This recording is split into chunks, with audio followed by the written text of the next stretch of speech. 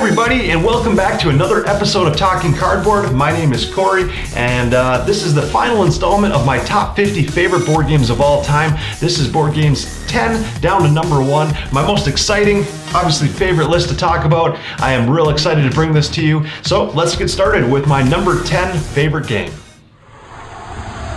Number 10. Alright, so a little bit of a spoiler alert for my number 10 favorite game of all time. Stefan Feld, one of my very favorite designers of all time, has many games on my top 50 favorite game list, and this is no exception. My number 10 game is actually designed by Stefan Feld as well. One of 4 games in my top 10 games designed by Stefan Feld. Let's get right into it. This game is awesome. Definitely a big box game too. My number 10 favorite game of all time is AMERIGO. So in AMERIGO, definitely a big box style game, so it's got a lot of different things going on. One of the coolest mechanisms in this game, as you've seen in a couple other games, or as we've seen, depending on what games you've played, it actually has a cube tower mechanism, and they do the cube tower mechanism real well in this game. So the way the cube tower works is you, at the beginning of your turn, each round, you take a handful of different colored cubes and you drop it in the top of the cube tower. So the cubes go through the tower, and some of them get stuck along the way, and the ones that make it through the entirety of the tower and get spit out the bottom dictate what actions you're allowed to take on that turn. So like I said, there's different colored cubes that get spit out. The different colors that come out at the bottom tell you what actions you can do based on the color. So there's different colors that have different actions, and the number, the frequency of that action you can do is dependent on the amount of cubes of that color that got spit out. For example, let's say you had red cubes and green cubes and yellow cubes that came out. You take the most number of one of those colors. So let's say you had 5 red cubes, 4 green cubes, and 3 yellow. Because the 5 red cubes was the most, you take the 5 as the number of actions you can take, and then based on the red, green, or yellow, that's what type of action you can do. So you can either do 5 of the red action, 5 of the green action, or 5 actions of the yellow. So that's real neat. The actions give you different things. You have pirates that are invading at the end of each round. You've got these different tiles that you're purchasing and placing them, building them on the board. So the red action actually gets you the tiles. The green action allows you to place it on different islands around the board. Based on how you place them, almost like Tetris-like pieces, you're trying to fill up certain regions, and that'll give you various victory points, depending on if it's a large island or a small island, or how big of the landscape piece is that you place will get you various points. The black tiles is how many pirates you can fend off, so getting your cannons ready to fend off those pirates. And you've got this boat that goes around too, around the islands, and that can stop off at the anchor spots, and that's how you get a house on an island and start producing on that island. And you know, I'm not explaining it very well, but that is basically the gist of it. You're doing these various actions to get the most victory points by the end of the game. Real cool decision making, real tight, neat design space with that action, with that cube tower. That really is a neat one, and one that I enjoy thoroughly. It came out in 2014, so definitely a little bit of an older game, about 5 years old now, but one that I don't hear talked about a ton, and I don't know why. I think yeah, I don't even want to guess to why, but if you haven't heard of it, give it a shot. That is AMERIGO. Number 9. And moving on to my number 9 favorite game of all time. This is actually the highest rated dice placement game, dice worker placement game on my list.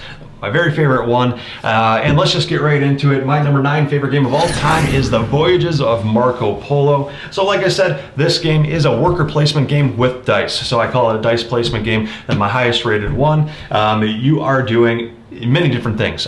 You've got contracts you're looking to fulfill for points. You've got these different route cards in the beginning of the game too, that if you fulfill your route, you get an end game scoring bonus victory points based on fulfilling that route. So you're traveling across this map, and as you are doing so, you get to build houses at each stop. And as you build a house, that actually gains you access to different actions. So each different, like city has different actions on it, and as you build a house there, you then have access to that action that allows you to do different things. There, like I suggested too, there are worker placement spots on the board that you place your dice on, and depending on the value of the dice that you place on the board, that can get you different resources depending on that as well. So you've got different spots that require 3 of the same value die. Most important resource is gold, so that requires a few of the same value die. So you need, let's say, 3 6s or 3 5s or 3 4s in order to place it there. There are some other spots that only require 2 of the same value dice. Some spots that only require you have 1 die to place it there in order to gather things. But the higher the value your die, usually the more you can collect the resources to fulfill the contracts.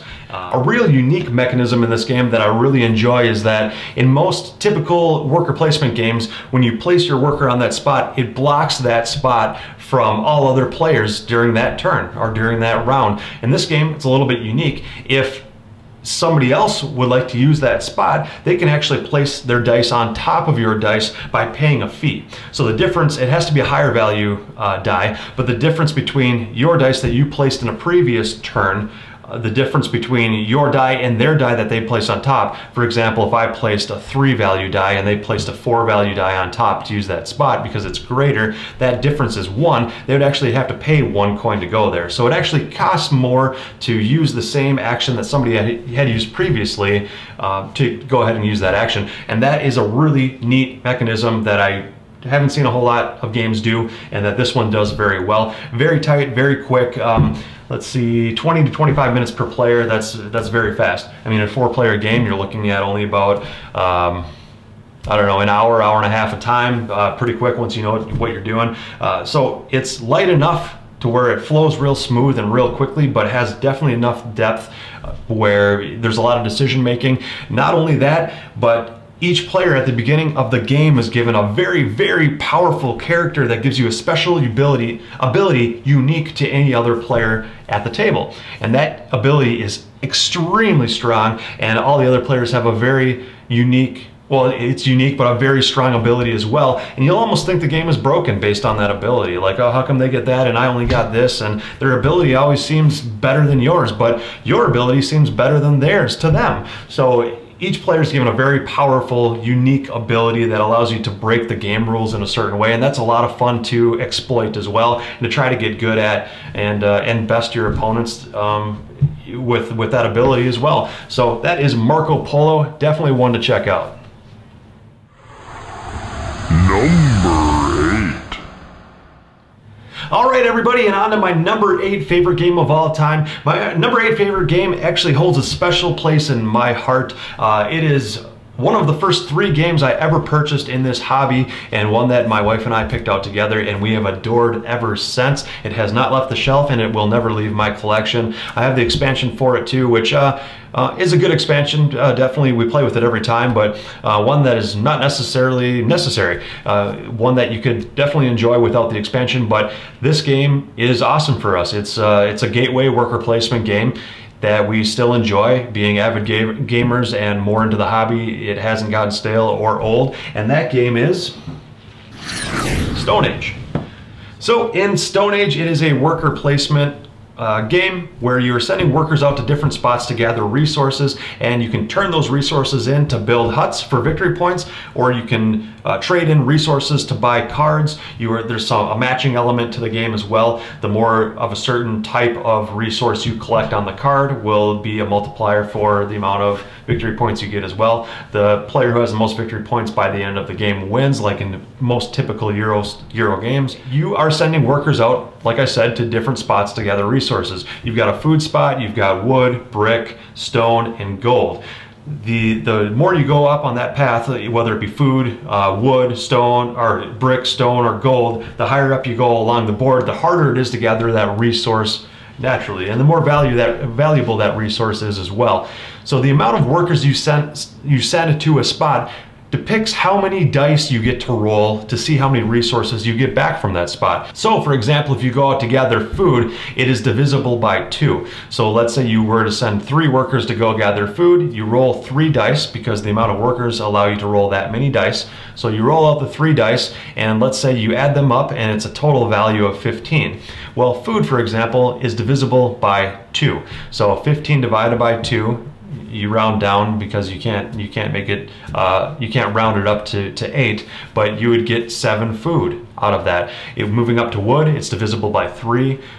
Brick is divisible by 4, stone is by 5, and gold is by 6. So if you only send 1 worker to the gold spot, you are really risking not getting anything at all. It's really difficult. You have to send multiple workers in order to better your chances at getting gold, because it is divided by 6. So if you send 1 worker there, roll a die, and you roll a 6, congratulations, you got 1 gold. But you could also send 3 workers there and roll all ones and not get up to 6 and not gain anything from that. So it's a wasted attempt at getting that gold. So you really need to structure your turn accordingly on how valuable it is to get a certain resource for you, how many workers you want to send there, your risk and your reward management on that. I love risk reward management in games too, and that is definitely something you need to weigh in this game. There is a spot where you can gather tools, which helps you mitigate the roll of dice too, which is very, very helpful. Tools is a very, very strong strategy that I believe a lot of people I've played with have not exploited enough, or have not held enough value to getting those tools. Because the more tools you have, the more tools you can spend to add that amount of value to your dice rolls. So let's say you sent 2 workers to the gold spot. You need it divided by 6 to get 1 gold. And let's say with your workers, you roll a 2 and a 3 with your 2 workers. So the total is 5, but you need 6. Well, luckily, if you had 1 tool, you can spend that 1 tool to make it from a 5 to a 6 to get that gold. So tools are very valuable. You've got this aspect of feeding your workers at the end of each round too. So you have to make sure you gather enough food to feed 1 food per worker at the end of each round. There's an agriculture track that helps with that as well, so you don't have to worry about it as much. There's also a spot where you can make babies in the hut to get more workers.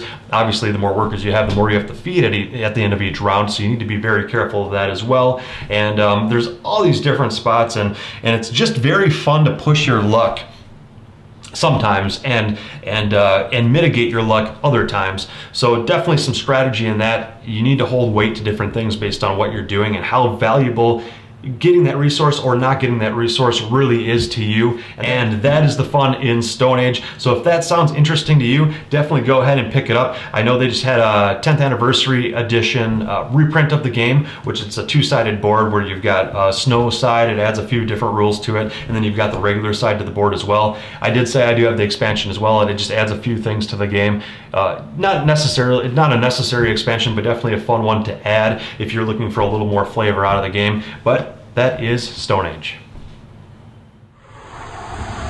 Number 7. All right, and on to my number 7 favorite game of all time as of the recording of this video. And this is definitely going to be my heaviest, most crunchy, thinky game out of all my games. It is a Euro style game. Not Terra Mystica, but I'll just show it to you here. It is a GAIA project, a Terra Mystica game. So it is basically the 2nd edition upgraded, re-themed version of Terra Mystica, which is a game I adored and loved for many years until I picked up GAIA project. I do hold this one more entertaining than Terra Mystica, but you are doing a whole lot of things in this game. You're doing a whole lot of things from getting technology to expanding your colonies out throughout the universe, and you've got so many different things going on. The unique, really cool aspect of this game are the player boards and factions. Each player at the beginning of the game is given a unique faction to have to exploit the best that they can. Each faction has a special ability, something they're good at doing, something they're not really good at doing, and you have to exploit what they are good at doing the best that you can.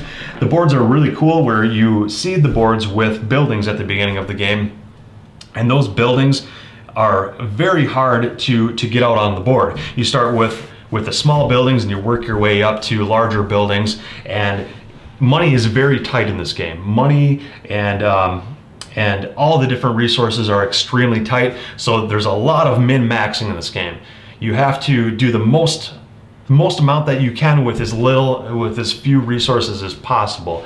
This is one of those style games, and it's real cool because when you are building your engine and getting these these various like the resource that you need or the amount of money you need to do different things, it combos off of one another. If you make a slight mistake in this game, it will punish you. So if that is something that doesn't sound interesting to you, I'm not sure if I would give this a try. It is definitely not for everybody, but if you do squeeze out just enough to do a certain action, and you let's say you barely get there, that could snowball effect into multiple larger actions for that turn. So one minor misplay could grind your entire mechanism to a halt and what you're doing to a halt, and you might have to pass and be done for the entire round. But if you play that just right, and you squeak on by with getting what you need, it will combo into much larger actions and a much larger turn, therefore obviously getting more points eventually too. But yeah, you are putting smaller buildings out on the board. You are looking to gather more money and resources to upgrade those buildings onto bigger ones. There's a spot on the board where if you build one of the buildings in that spot, you're allowed to get a technology, where you can take a technology tile, go up the track, and that'll do different actions for you as well. And this game is very hard to explain. It's very deep, heavy, in depth, but if you do give it a try, if a game that's very punishing and very hard to master sounds interesting to you, definitely give it a shot. This game is hard to master, but when you sit down at the table with a group of people who know what they're doing, or let's say with a group of people who all of them don't know what they're doing, but you all learn together on how to play the game, and each and every time you look to get better at it, it is a very rewarding experience, a very fun experience, and one that'll continue to get better and continue to grow with each consecutive play. This game is extremely high on my list already, and I can actually see this game climbing even higher eventually with more time. I would say it's already this high on my list, and I've only played it about 6 or 7 times. But having said that, if I can get this to the table more often with more groups of people, I believe that this will eventually climb, just for that strategic, in-depth potential that this game has. This game has a lot of thinky potential to it that is just rewarding every time. When you do something great in this game, it feels extremely rewarding. When you do something bad in this game, it's extremely punishing, but at least maybe you can learn from your mistakes and get better for the next time you play. And yeah, that is Gaia Project. Very heavy, probably the most complex game I own, but definitely one I am very happy to own. And that's it. Number 6. All right, and on to my number 6 favorite game of all time. This is another Stefan Feld game, and one of my favorites, as you can see. Definitely one of his simpler ones with the mechanisms on what you're actually fulfilling or what you're actually doing and partaking in on your turn, but provides a lot of in-depth strategy with those minimal decisions you're making. And that game is the Castles of Burgundy. So in the Castles of Burgundy, you literally, on your turn, you only have 2 dice that you roll. And with those 2 dice, you are looking to fulfill actions with them. It's extremely simple. You just have 2 different things you can do with your dice. And so basically, in the Castles of Burgundy, each player has their own player board with their own basically their own colony that they're building out with tiles. You've got a main central board where you're using your dice to fulfill these actions. You've got different spots, like let's say you have a value 5 die or a value 2 die. There are different spots you can go and to do different things and carry out different actions. So let's say I wanted to go to the 5 spot. You have a cluster or a group of tiles that you can take by using your value 5 die. So if I spend my value 5 die to go to that spot, I can take one of those dice and place it on, or take one of those tiles and place it on my board. There's a spot on your player board where there's a build section for the tiles, and then there's an actual colonization section. So it's a 2-step process. You first have to go to the main board with your die to pick up a tile to put it on the bottom part of your board, and then there's actually other values of dice on the main board where you have to use that value die to place that tile onto your board. And how you best do that, you get victory points to win the game, like in most Euro style games, like I've already said earlier in this segment. The different colored tiles do different things for you. For example, for the light green tiles, you've got different animals on it. Let's say you've got a tile with 3 cows on it, and you place the tile with 3 cows on your board, you get 3 victory points. But if you can combo that and later on in the game put a value 2 cows next to that in those pastures, then that combos off of the previous cows that were placed there. So now the value 2 cows comboing with the value 3 cows combined for 5 more victory points. When you complete an entire segment of that color of tiles, so let's say this segment of light green has a total area of 5 tiles. When you complete those 5 tiles, you are done with that segment and you get bonus victory points for completing that segment as well. So you might be going after the strategy where you are comboing off of the same animal, or you might just collect different animals, not to combo off one another, but just to complete that segment, that color segment of tiles for the bonus, because that bonus is highest early in the game, and the completion bonus goes down throughout the game. So they do really push after completing those segments early in the game. You've got different goods tiles you can pick up for victory points, and for silverlings. Silverlings allow you to buy tiles. That's the resource in this game. And you've got shipment actions, which if you put a boat on the board, you go up on the turn order track, and then you get to ship an entire stack of goods tiles, and that gets you victory points. And you've got all these different buildings too, all these different brown buildings you've got that give you different actions when you place them. So when you place one brown building, you might get to place another tile from your build action row onto the board for free. Or you might be able to take a tile from the main board for free. So that triggers different actions too, and combos off of one another. And you've got some end game scoring points on the yellow tiles. And each color tile does something so different for you, and that's what makes it so fun. You are almost finding your own combination of strategy in your own mind on how you think it'll do versus what the other players' strategies are around their board. And you're doing that all with only 2 dice. So if that sounds fun to you, definitely very, very simple gameplay, but awesome opportunity for strategy development. That game is The Castles of Burgundy. I would definitely check it out and give it a try. Number 5. All right, and my number 5 favorite game of all time is a game that is typically over there on my shelf. I don't know if it's on or off camera, but one of the members of Talking Cardboard is borrowing it to play with a group of their gamer friends from work. So I don't have the copy on me, but with the magic of editing, I can put it right here, and that is Blood Rage. So Blood Rage is an amazing game. It's a game by Eric M. Lang. Eric Lang has really put out a large portion of great games more recently, and he's definitely been one of the hot designers, one of the big names in the industry recently, and this one does not disappoint. Blood Rage is amazing. So in Blood Rage, the core mechanic that makes it a lot of fun is the drafting mechanic with cards. So you've got this hand of, I believe, 8 cards, and each card has different actions, different monsters you can summon, different things you can do with those cards, but you're only allowed to take 1 card and place it into your hand, and you have to pass the rest of those cards to the player to your left or right, depending on the round. Taking 1 card at a time, passing the rest, 1 card, pass the rest, up until everybody has a brand new hand of cards, and you play with those cards throughout the round.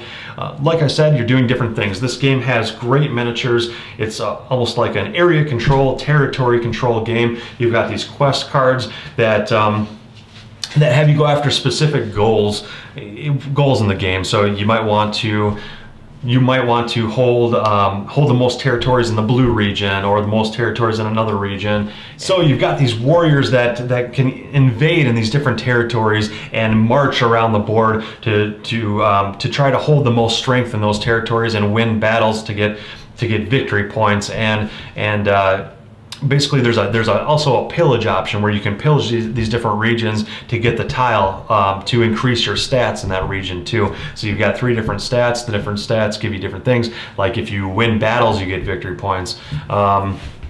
Another stat allows you to place more figures on the board, because in the beginning of the game you are structured to being only allowed to place a maximum of 4 miniatures on the board, but you can expand that throughout the game to place more figures on there. You've got cards in your hand that that allow you to summon monsters, and the monsters are real big, hefty, strong, might have a special ability and might be able to take over those weak, puny warriors in different regions and take over that region. You've got another stat on your board that you can increase that that gives you more rage, and rage is like the monetary value in this game. It's like having coins or money or gold. The rage, as you are playing cards, most of the cards have a rage value on the card, and as you play that card, it has the cost that you have to spend in rage. As soon as you get down to 0 rage, the round for you is over. The rest of the players, if they still have rage, they can still spend their rage to do different things, and that might not be very beneficial to you. So you want to be real careful how you're spending your rage, how you are analyzing different players' moves and their different plays and playing off of what they do and countering what they do. It's a very, as much as it is strategic with the cards you are deciding on during the card drafting part of the game, it is also very tactical with deciding what you are doing to oppose your opponent and their decisions. And yeah, this game just holds a lot of fun value with such a simple mechanism. Again, I can't stress that enough. The games in my collection that are the most fun are the ones that have a very, very simple mechanism, very simple understanding with what you're doing, but hold a lot of strategic value with the weight of that decision. So it's as simple as spending rage to play a card or place a miniature on the board, but what you do with that action could affect everybody else's actions around the board on how they want to respond to that, and that makes this game a whole lot of fun. That is Blood Rage. Make sure to check it out. Number 4.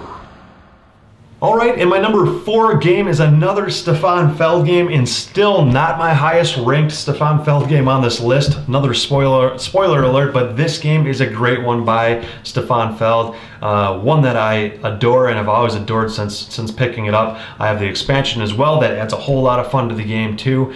And this game is one of those games where it's got another mechanism that I really tend to enjoy and really love to see in a game, and that is that mechanism where you've got a whole ton of actions you can do with each card. So each card has a whole list of actions. In this game in particular, each card has 6 different actions you can do with it. So each card holds a whole ton of value and a whole lot of power in your hand.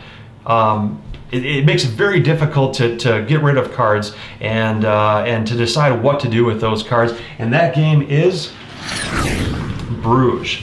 So like I said, in this game you have a hand of cards that each card has 6 different actions you can do. You can discard it for money, you can discard cards to get more workers, you can discard workers to flip the cards over and use them as a building. And basically the way this game works is, obviously just like most Euro games, you are looking to get the most victory points. This game is very point-sality, where you are getting points for almost everything you're doing.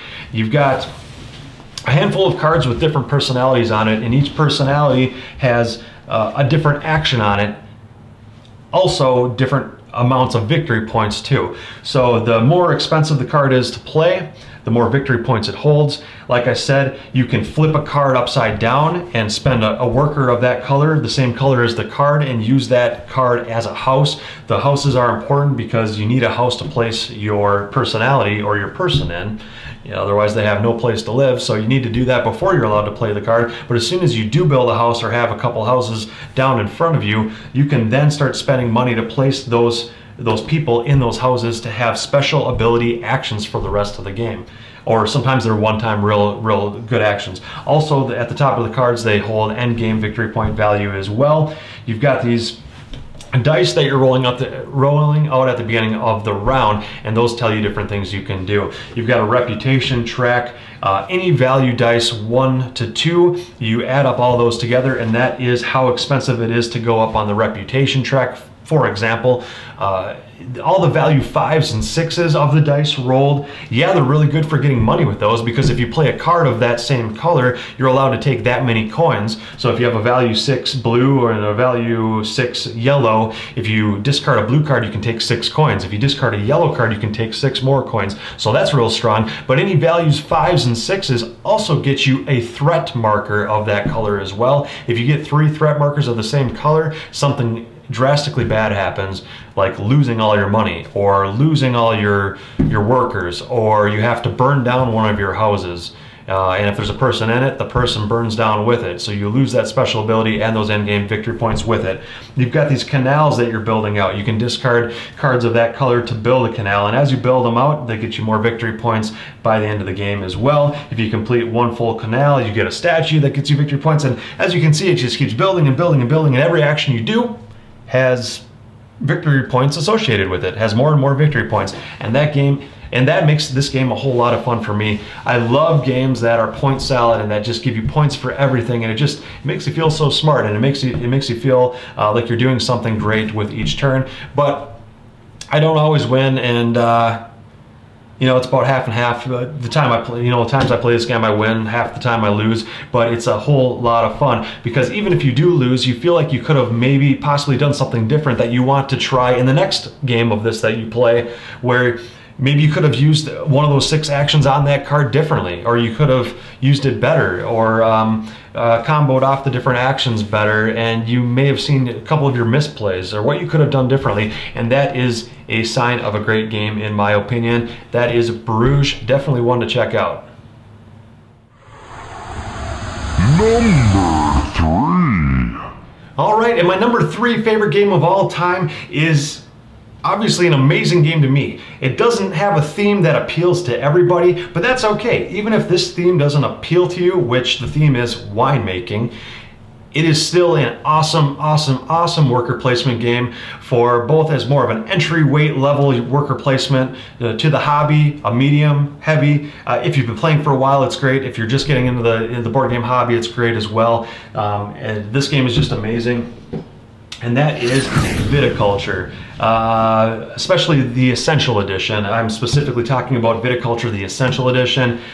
Actually, funny story, when I first bought this game, it was not the Essential Edition. It was just the regular original version of the game, and I hated it. I think I rated it like a 4 out of 10 when I first got this game, and now this game has hopped up to at least a 9 or a 9.5 out of 10 just by getting the Essential Edition. And it was one minor tweak to the game, and that is, it's basically a race to the finish type of game where the first player to get, I believe in the original game it was 20 victory points, but the first person to get to a certain number of victory points actually triggers the end of the game, and then you can still go above and beyond that, let's say 20 victory points, to try to build the most you can during that last final round to win the game. Whoever has the most points wins the game. But in the original version of the game, it capped off at 25, I believe. So the most you could ever get was 25. There was a lot of ties in the game. It just felt too constricted and not enough. It just felt like each time I played it, I knew what the highest score was. Almost like in bowling, you know that the highest score you can get is 300. So that just doesn't appeal to me as much, knowing that there is a definite answer to the best you can do in a game. I like it to be open-ended, and I like the decisions I make to feel unique to myself, and that the number of victory points I scored by the end of the game was unique to my gameplay or my style of play and my decisions I made. I don't like to be constricted or to have a definite answer to the best you can do, and that's what the original did. That is what the Essential Edition actually opened up. It also opened up another crucial thing, but let me just finish off on that first here too. There is no cap to the game anymore. It actually goes far above and beyond, where you can score a ton of extra victory points above and beyond that threshold to trigger the end round or the last round of the game, and whoever has the most points still wins. But I like that there's no definite cap off anymore. The other thing that this Essential Edition added, which the original version did not, is it actually added the Papa worker to the game. The Papa worker is crucial. I know it kind of sounds funny, how could one variable style to the worker make such a big difference, but it really does. It really does. In the original version of the game, if you placed a worker on a spot, it blocked that spot for all their other players. And in this game, every spot is crucial, and I feel like if you are restricted from a spot just because somebody blocked you from that, especially in this game, I feel like it can really hinder it, really hinder your experience for the rest of the game. Unlike most other games, when you get blocked, it's like, you know, yeah, that kind of hurts, but you know, this spot is just as good or almost as good, so I don't really mind going there. You can go ahead and have that spot. In this game, it's very crucial. So what the Papa Worker did in this game, in the Essential version, is that you have a one-time use with that Papa Worker throughout the round to actually go and use a spot that has already been previously blocked by one of your opponents. Yeah, it's only a one-time use, but you are saving that for the ideal, the most opportune moment to place on a spot that, haha, your opponents thought blocked you from it. But lo and behold, you had saved up your Papa Worker throughout that round just for that moment to where they thought they could block you, and then you place that worker down and you get to use that action anyway. That is great. But getting a little bit more into the gameplay of the game, you've got these contract cards that you're looking to fulfill, these different types of wines. You've got red wines, white wines, you've got sparkling wine, and these different things, these different orders that you are trying to fulfill. You've got these different visitor cards that give you special ability actions as well. You have a player board with different buildings that give you actions too if you build a building on your board, and you've got these fields. The really cool part about this game is it actually feels like you are making wine. So you've got these green vine cards that you're looking to collect and plant on your board in those fields, and after you plant them, you can harvest them for grapes. After you harvest the grapes, you put them on your board, and you can actually turn those grapes into wine and convert them into wine. And it's like this nice flowing actions that really feel like you're making wine. You have to build, you have to plant the vines, and then you have to harvest the vines for grapes, and then you have to turn the grapes into wine, and then the wine can fulfill orders because different people are coming to your vineyard, or orders are coming in of people that want your wine, so you have to fulfill those and send them off for victory points. And really the whole flow of the game and making you feel like you are really running your own vineyard, and running the process of creating wine is just so fulfilling and so fun, and definitely one that'll never leave my collection. They have a Tuscany expansion too that I have right here that adds some buildings, other buildings to the game, like shops that give you special abilities too, and some starting resources and variability too. A great, awesome expansion. Tuscany is amazing. Not one that I find necessary though. It changes the board too, but I hear a lot online that it is a necessary expansion. You need Tuscany. Maybe they're talking more so about the original Viticulture needing Tuscany in order to make it a good game or whatnot. But with Viticulture Essential Edition, you don't necessarily need Tuscany, but if you are looking to add some depth and even more flavor to the game after you've played this game a dozen or 2 dozen times, then definitely pick up and try Tuscany as well. But Viticulture Essential Edition by itself is an amazing game, and definitely keep an eye out for it. Go ahead and purchase it, try it. You will love it. Number 2. All right, and my number 2 favorite game of all time is finally my top favorite Stefan Feld game. I know it's the moment you've been waiting for, hearing about all these Stefan Feld games on my list, and this is my favorite by him. Great designer, one of my favorite designers of all time. Obviously, as you can see by my top 50 list, many recommendations on my top 50 list from him as a designer. And this game is another game with a very simple core mechanism. It's got the Mancala mechanism, like the original ancient game of Mancala. That is the core mechanism for this game. So very simple, but another one that's very in-depth with strategy. Very in-depth strategic choices to make. Another point salad game where you're basically getting points for every little thing you do, but one that is extremely fun, and that game is Trajan. So like I said, in Trajan, each player has their own player board, and it's almost like a rondelle wheel Mancala system. So you have these different color components, these different color pieces that you start off with 2 random on each cup around the board. And like in Mancala, the system is you pick up all of the pieces from one cup and you move it one at a time to each cup around in a circle. So you drop off one as you go, and you basically decide on where to pick up the pieces from, so you land strategically on the spot of the action you want to do. So each different spot around the board here has a different action you can take depending on where your last token lands on. So that's where the strategy takes place. You've got all these different things you're doing. You have this area control type component where if you drop off your military personnel, you get points in these different regions on the board up here. You can also take tiles for different effects and different actions. You've got so many things going on. You've got this Trajan tile area where you're taking a tile and adding it to your board, and if you can fulfill the requirement of the Trajan tile, then you get victory points and or special abilities from that as well, like a one-time special one-off effect. And basically how that works is each Trajan tile has two different color components on it. Like for example, the one on the back of the box here shows a yellow and a green component. If you can have a yellow and a green piece in that cup and then end your turn in that cup with those pieces still there, that fulfills that requirement for that tile. You then get to take that tile off of your board, carry out the action, get the victory points depicted on that tile, and that's the way those tiles work. You've got these different building tiles that work. You are sending out workers to place them orthogonally side by side to add them to your board for different actions, and those actions actually trigger in and affect different, almost like a chain effect of actions. There's just way too many things going on for me to describe in this short period of time in this video. But the point I wanted to get across, and the reason why this is one of my favorite games of all time, and that it is staying in my collection forever, I don't care what people say, regardless of popular opinion or not, this is going to stay in my collection. The reason for that is that simple Mancala mechanism.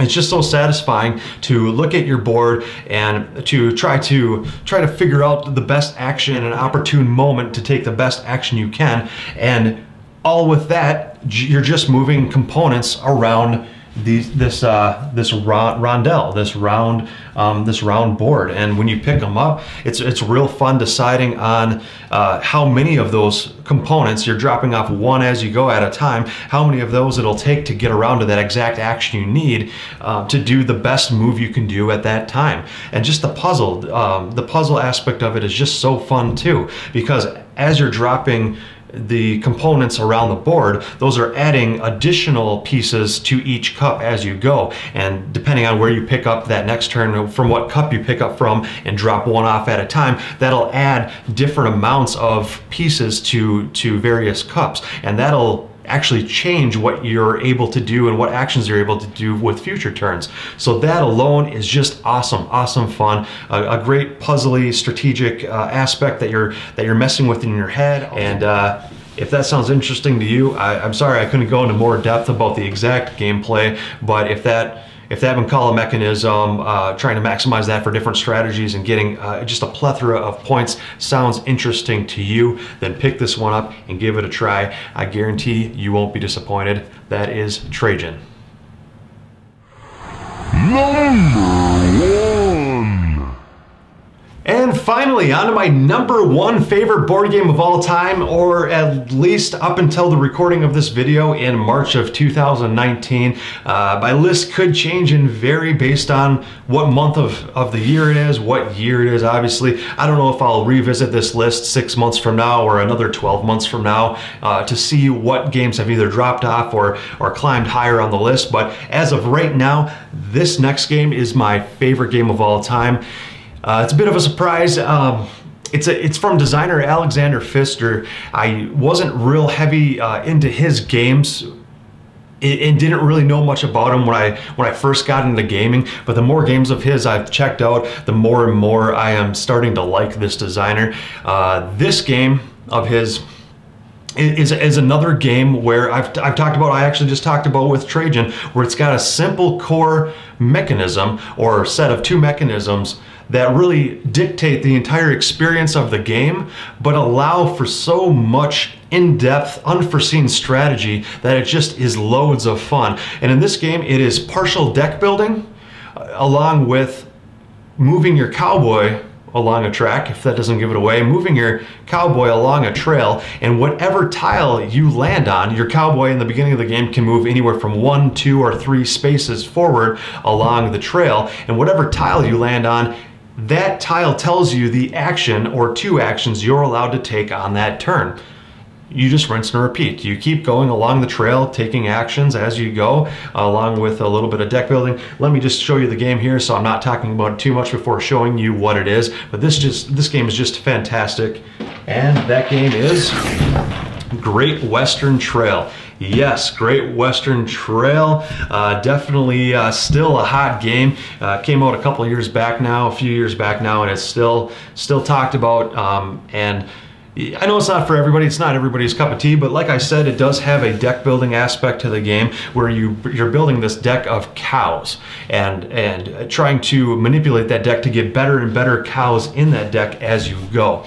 The core way to win the game obviously is through victory points, like most of these games, but you are trying to end up with a unique cow on each card in your hand by the time you make it to Kansas City at the end of the trail. For each unique cow you have in your hand at the end of the trail, you get to score that cow not only for points but for gaining you money. So you're selling those cows, sending them off on the train and sending them to various cities along that train to get victory points, to get more money, to help your engine build and get better and better. Along the way, you are going down the Great Western Trail and landing on these different tiles to do various actions. Actions anywhere from selling a cow from your hand for money, or buying more cows to your deck to later shuffle in and draw to your hand.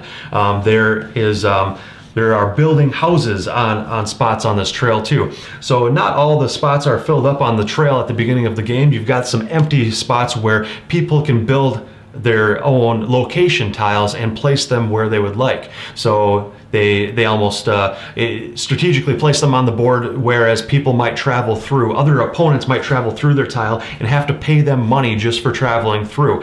Those tiles that you build specifically for yourself give you these awesome, great benefit of actions, but if your opponent lands on them, they can just take just a lonely old not very good auxiliary action. But if you land on your own tiles, you get to take an awesome action, usually with a bonus action involved with that. So those buildings are great. On your player board, there are different tiles too for hiring more people or more personnel to your own player board too. So I'll go through that a little bit right now as well. You've got the top row here is cowboys. So you can hire more cowboys to your board. The more cowboys you have, the better you are at buying cows. So the better cattle you can get to add to your deck, the cheaper the cost is for that cattle, the more cowboys you have. Another row down there are the craftsmen, and the more craftsmen you have, the better the buildings are that you can build to the board.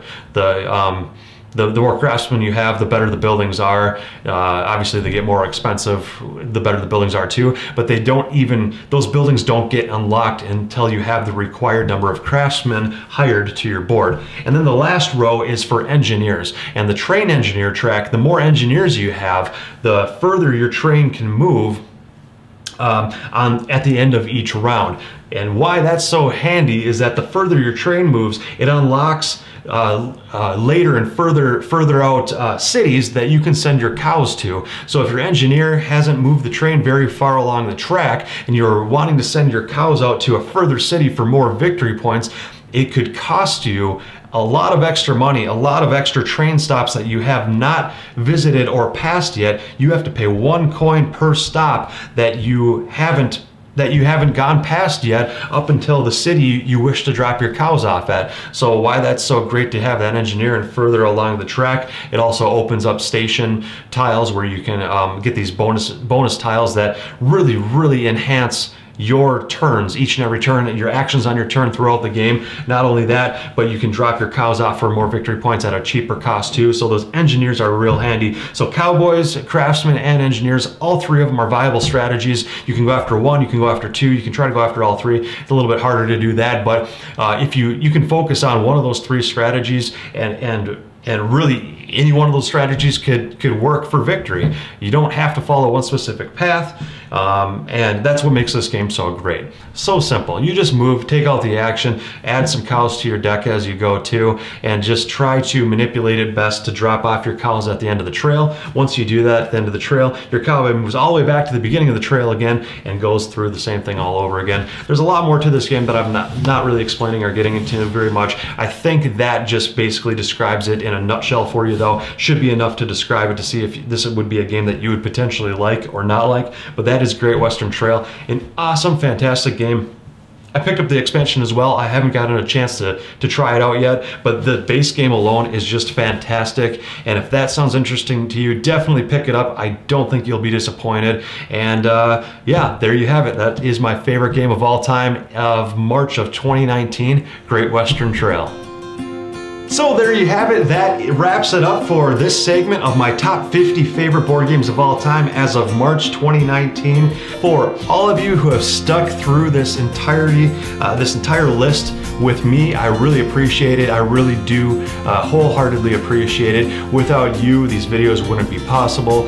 Definitely check out more of our videos if you like this content or you like what I do or the rest of the Talking Cardboard group crew does. Then definitely choose to like the video, maybe subscribe to our channel, get some notifications on when we come out with more videos. I am looking to eventually get more of the Talking Cardboard crew into these top 10 lists as well, just for more fun, different insights and opinions on their favorite games in different genres or different types of top 10 lists or top 5 lists that we decide to do. But we also do playthroughs and other reviews of games as well. We're gonna get some more into live playthroughs as well too, where we teach the game, sit down, have us all kind of learn it together and then play through it as if you're sitting at the table with us. And I'm just looking to do more fun and different videos with the Talking Cardboard crew, and also videos with myself just doing what I do here as well. So I hope you enjoyed it, and again, I really appreciate you sticking through these long videos. I know you're taking time out of your busy work week or out of your lazy, nice, relaxing weekend, taking time just to watch this, and I really do appreciate it. We're all friends who just love getting together and playing board games. If it's a game I haven't heard of or a game I haven't played and you highly recommend it, I will definitely try it out and